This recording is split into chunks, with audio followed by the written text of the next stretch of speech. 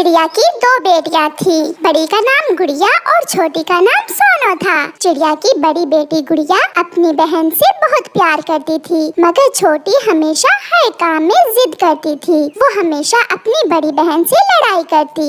अब वो बड़ी हो चुकी थी, इसलिए चिड़िया को अपनी बेटियों की शादी की बहुत चिंता थी। तीनों माँ बेटियाँ एक दिन नदी पर बैठी हुई थीं, जब वहाँ गौरी कौवी आ जाती है। चिड़िया, मैं दूसरे जंगल से आई हूँ। वहाँ मैंने एक चूड़ा देखा है। वो अकेला ही रहता है और बहुत अमीर है। मैं तो कहती हूँ तुम अपनी बड़ी बेटी की शादी उससे कर दो। गौरी बहन, यही चिंता तो मुझे खाए जा रही है। अगर वो चिड़ा अच्छा है तो मुझे कोई एतराज नहीं है। उसका अपना अमरूदों का बाग है और एक अंगूर की बेल भी। आंटी, क्या उस बेल पर अंगूर भी लगते हैं? तो और क्या, अंगूर की बेल पर बेरियां लगेंगी। बहुत मीठे अंगूर है उस बेल के। गौरी बहन, आप बात चलाएं। मेरी बड़ी बेटी अपने घर की हो जाए, फिर मैं अपनी छोटी का भी कोई अच्छा सा रिश्ता देखकर शादी कर दूंगी। मम्मा, आप मेरी इतनी चिंता ना किया करें। गुड़िया बेटी, जब बेटियां जवान हो जाएं, तो माँ बाप को उनकी शादी की चिंता होती ही है। अच्छा, अब मैं चलती हूँ। गौरी कौवी वहाँ से चली जाती है और चिड़ियाओं का वो परिवार भी अपने घर चला जाता है। माँ, मेरी बहुत देर से इच्छा है कि मेरी अपनी अंगूरों की बेल हो। आप उस चिड़े से मेरी शादी कर दें। बड़ी की बाद में कर देना। शर्म करो छोटी, मैं पहले बड़ी की शादी करूँगी और फिर बाद में तुम्हारी। बड़ी बड़ी बड़ी, हर समय आप बड़ी बड़ी करती रहती हैं। ऐसा लगता है मैं तो आपकी बेटी हूँ ही नहीं। छोटी, आप मम्मा को परेशान ना करें। बड़े जो फैसला करते हैं वो ठीक ही होता है। मगर छोटी अपना मुंह दूसरी तरफ करके सो जाती है। सुबह हो जाती है। दोनों बहनें भोजन की खोज में घर से निकलती हैं। बड़ी, अगर आप सच में मुझसे प्यार करती हैं, तो माँ को मनाएं। उस चिड़े से मैं ही शादी करूँगी जिसकी अंगूरों की बेल है। छोटी, माँ नहीं मानेगी। तुम्हारी अपनी ही नीयत खराब है। मैं भी देखती हूँ तुम कैसे वहाँ शादी करती हो। मैं गौरी आंटी से बात करूँगी। ऐसा कहते हुए गुड़िया की छोटी बहन नाराज होकर वहाँ से चली जाती है। रुको रुको छोटी, कहाँ चली? मगर छोटी गुड़िया की कोई बात नहीं सुनती। मम्मा, आप मेरी चिंता ना करें। आप उस चिड़े से छोटी की शादी कर दें। मेरा बाद में देखा जाएगा। मगर बेटी, बड़ी के होते हुए मम्मा, मैं छोटी को नाराज नहीं देख सकती। मम्मा प्लीज। फिर मम्मा चिड़िया भी मान जाती है। गौरी कौवी आ जाती है। वो चिड़ा भी साथ था और छोटी की शादी उस चिड़े से हो जाती है और वो चिड़ा छोटी को बिहाकर अपने साथ ले जाता है। चिड़िया, आप चिंता ना करें, मैं बड़ी के लिए भी कोई ना कोई चिड़ा ढूंढ लूंगी। पति जी, गौरी आंटी ने बताया था कि आपकी अंगूरों की बेल भी है। चले मुझे जल्दी से वो बेल दिखा लाएं। कौन सी बेल? वो बेल तो मेरे दोस्त की थी और वो भी सूख गई है। क्या? तो फिर गौरी आंटी ने मम्मा से झूठ बोला था? तुमने शादी मुझसे की है या अंगूरों की बेल से? चुप कर जाओ, कितनी फजूल बातें कर रही हो तुम। अभी 2 दिन ही गुजरे थे जब सोनू का पति सोनू से कहता है, जाओ और मेरे लिए भोजन लेकर आओ। क्या घर में बिठाए रखने के लिए मैंने तुमसे शादी की थी? पति जी, आप भी मेरे साथ चलें, हम दोनों जाएंगे। मेरे दोस्त मुझसे मिलने आ रहे हैं, तुम जाओ। 2 उल्लू वहाँ आ जाते हैं। दोस्त, बहुत सुंदर है तुम्हारी पत्नी तो। इस चिड़िया के पंख भी बहुत सुंदर हैं। आपकी ऐसे पक्षियों से दोस्ती है? जाओ, यहाँ खड़ी मेरा मुंह क्या देख रही हो? दफा हो जाओ। डर के मारे छोटी वहाँ से चली जाती है। ये चिड़ा तो बहुत बुरा है। अभी तो शादी को 4 दिन हुए हैं। मैं पूरी जिंदगी कैसे गुजारूंगी इसके साथ? कुछ दिनों बाद मम्मा चिड़िया एक चिड़े से अपनी दूसरी बेटी की शादी भी कर देती है। वो चिड़ा उसी जंगल में रहता था। माँ जी, मेरा घर इसी जंगल में दूसरी तरफ है। आपका जब दिल चाहे गुड़िया से मिलने आ जाया करना। वो चिड़ा गुड़िया को बिहाकर ले जाता है। गुड़िया, मैं इतना अमीर तो नहीं हूँ, मगर मेरा जो है वो सब तुम्हारा है। ये खेत मेरी माँ ने मुझे दिया था। मैं इसी खेत में फसल बीज कर अपना गुजारा करता हूँ। मुझे ये बहुत अच्छा लगा। आज से आप अकेले नहीं बल्कि हम दोनों मिलकर काम किया करेंगे। गुड़िया बहुत खुश थी। ऐसे ही दिन और रात गुजरते गए। एक दिन मम्मा चिड़िया अपनी बेटियों से बहुत उदास थी। बहुत दिन हो गए, मैं आज अपनी दोनों बेटियों को देख कर आती हूँ। फिर मम्मा चिड़िया अपने घर से निकलती है। वो पहले अपनी बड़ी बेटी के पास जाती है। अपनी माँ को देखकर गुड़िया बहुत खुश थी। मम्मा, आप ऐसे अचानक बताए बिना ही। मम्मा बैठे, मैं आपके लिए फल लेकर आती हूँ। गुड़िया का पति भी घर आ जाता है। वो ढेर सारे फल लेकर आया था। गुड़िया अपनी मम्मा को फल देती है। मम्मा, मैं बहुत खुश हूँ। मेरे पति मेरा बहुत ख्याल रखते हैं। माँ जी, मैं तो कहता हूँ आप भी हमारे पास ही आ जाएं। वहाँ अकेले आपका दिल नहीं लगता होगा। जीते रहो बेटा, मैंने सारी जिंदगी उस घर में गुजारी है। अब उसे छोड़ना मुश्किल है मेरे लिए। बड़ी, अब मैं चलती हूँ। मुझे छोटी से मिलने भी जाना है। मम्मा, मेरा भी छोटी से बहुत दिल उदास है। मैं भी आपके साथ चलती हूँ। फिर गुड़िया और उसकी मम्मा वहाँ से उड़ती हैं। सोनू घर के बाहर बैठी हुई रो रही थी। क्या हुआ मेरी बच्ची, आप रो क्यों रही हो? सब ठीक तो है? अपनी माँ को देखकर सोनू अपनी माँ के गले लग जाती है। माँ, मेरे पति बहुत बुरे हैं। वो मुझे हर रोज मारते हैं। गुड़िया, गुड़िया बहन, मुझे माफ कर दे। मैंने आपसे बहुत लड़ाई की थी। छोटी, ये नसीब की बात है। मेरे पति बहुत अच्छे हैं। वो मेरा बहुत ख्याल रखते हैं। मम्मा, वो सारा दिन अपने दोस्तों के साथ आवारा फिरते हैं और शाम को आकर मुझे मारने लगते हैं। चलो मेरे साथ चलो मेरी बेटी, आपकी माँ अभी जिंदा है। फिर गुड़िया और उसकी मम्मा सोनू को अपने साथ ले जाती है, क्योंकि एक माँ अपनी बेटी को दुखी कैसे देख सकती है। फ्रॉडिया कालू कौवा किसी न किसी तरह कुछ ले देकर मिट्ठू राजा के यहाँ संतरी लग जाता है। अब तो कालू कौवे की ठाट बाट ही अलग थी। वो तो अकड़ अकड़ कर उड़ता। कालू, ध्यान रखना, मेरे जंगल में किसी भी गरीब पक्षी पर जुल्म न करना, और अगर कोई किसी को तंग करे तो मुझे जरूर बताना। मैं अपने जंगल के सभी पक्षियों को खुश देखना चाहता हूँ।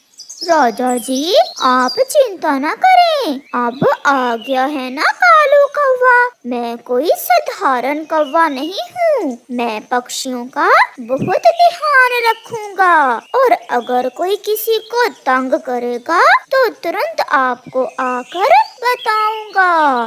मगर कालू कौवा तो बहुत गंदा पक्षी था, और उसकी पत्नी गोरी कौवी तो उससे भी 2 हाथ आगे थी।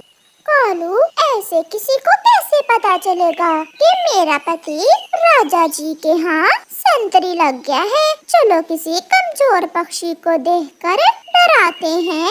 चलो गोरी, आज मैं तुम्हें चाचा कबूतर की दुकान से फ्री में मिठाई खिलाता हूँ।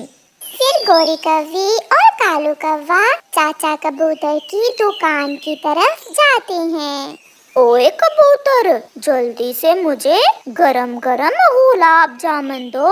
तुम्हारे पास इतने पैसे भी हैं जो गुलाब जामुन खाओगे?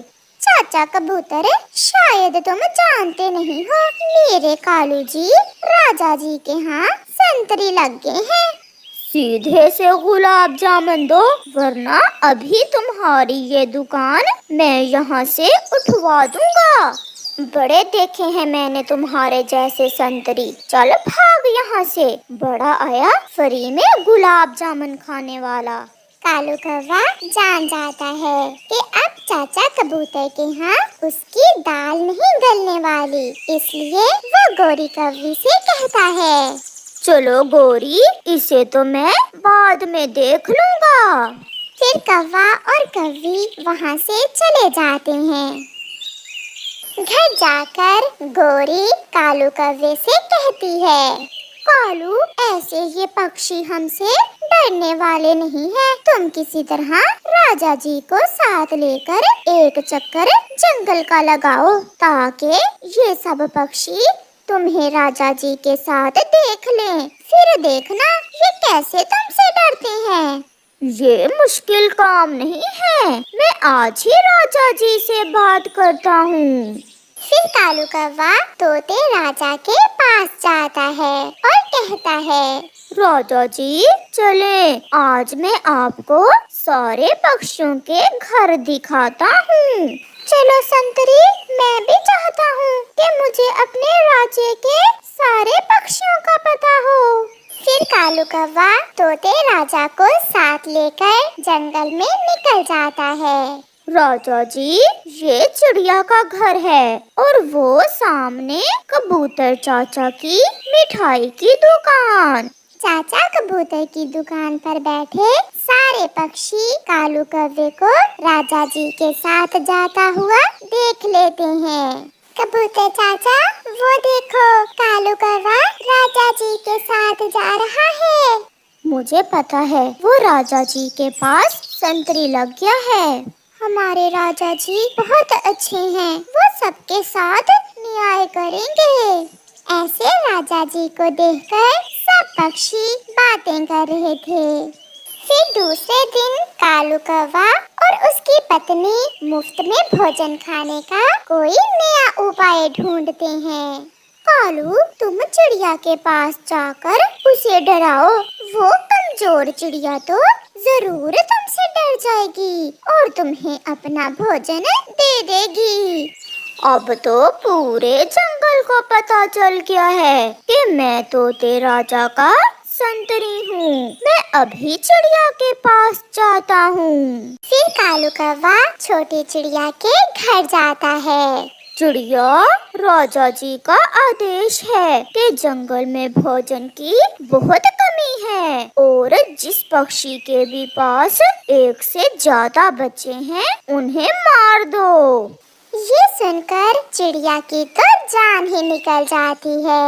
नहीं नहीं कालू भैया, कालू भैया था मैं पहले, अब मैं तोते राजा का संतरी हूँ। कालू भैया संतरी जी, ऐसा कैसे हो सकता है? मेरे बच्चे तो केवल 2 दाने ही खाते हैं और 2 ही तो बच्चे हैं मेरे। तो फिर मुझे खुश करो, मैं राजा जी से तुम्हारी सिफारिश कर दूंगा। वो कैसे संतरी जी? तुम्हारे घर में जो भोजन है उसमें से आधा मुझे दे दो। चिड़िया करती भी तो क्या, कौवे संतरी ने उसे डरा ही इतना दिया था। ले जाए संतरी जी, जो चाहे ले जाए, मगर मेरे बच्चों को कुछ मत कहना। फिर कालू कौवा चिड़िया के घर से सारा दाना एक थैले में डालकर ले जाता है। मम्मा, जंगल का राजा तो अपने राज्य की रक्षा करता है, फिर राजा जी ऐसा कैसे कह सकते हैं? बेटी, हम गरीब पक्षी हैं, राजा के आदेश के आगे हमारा क्या जोर। अच्छा हुआ जो कालू संतरी भोजन लेकर मान गया, मैं फिर से भोजन जमा कर लूंगी। तो फिर कालू, चिड़िया तो बहुत रोई होगी सुनकर। ऐसे ऐसे रो रही थी वो चिड़िया। जब मैंने भोजन मांगा तो चुपचाप आधा भोजन चिड़िया ने मुझे दे दिया। अब तो हमें किसी और के पास जाने की जरूरत ही नहीं है, हम हर रोज चिड़िया से ही भोजन लेकर खा लिया करेंगे। जब कालू संतरी तोते राजा के पास जाता है तो राजा जी कालू कौवे से कहते हैं, संतरी कौवे, मेरे जंगल के सभी पक्षी खुश तो है ना? राजा जी सब बहुत खुश हैं। अब आपको जंगल में जाने की कोई जरूरत नहीं है, मैं आपको पूरे जंगल की रिपोर्ट दे दिया करूँगा। तुम ये भोजन ले जाओ और जंगल के गरीब पक्षियों में बांट दो। ये सुनकर कालू कौवा बहुत खुश होता है और भोजन लेकर सीधा अपने घर जाता है। राजा जी ने गरीब पक्षियों को देने के लिए ये भोजन दिया है। तो फिर सबसे ज्यादा गरीब तो मेरी माँ और भाई हैं। मैं अभी ये भोजन अपनी माँ को दे आती हूँ। इस पर कपड़ा डालो, कोई देख ना ले। फिर कालू की पत्नी गोरी कौवी थैले पर कपड़ा डालकर वो भोजन अपनी माँ को देने चली जाती है।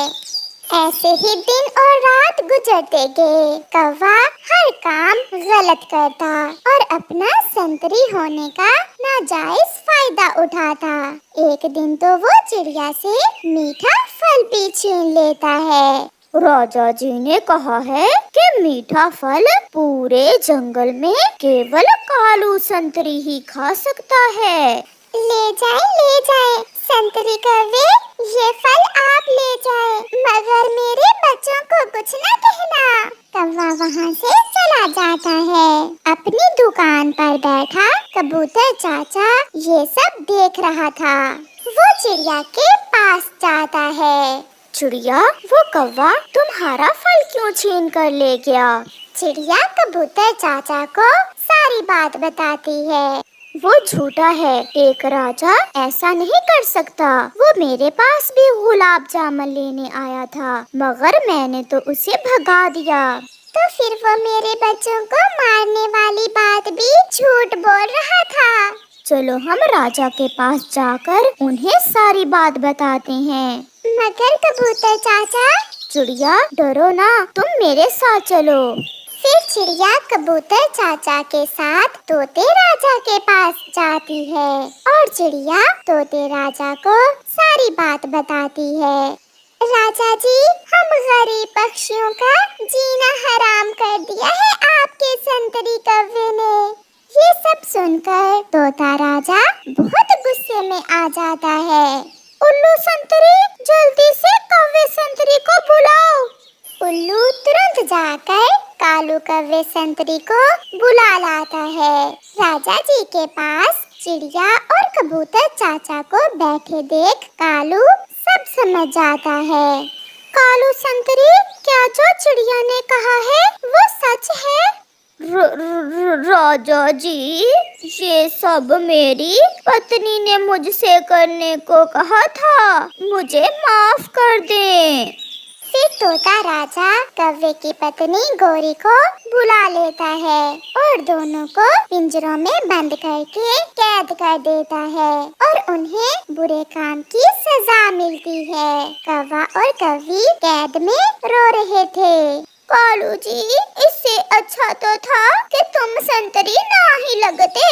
नहीं गोरी, अच्छा ये था कि मैं अपना काम ईमानदारी से करता।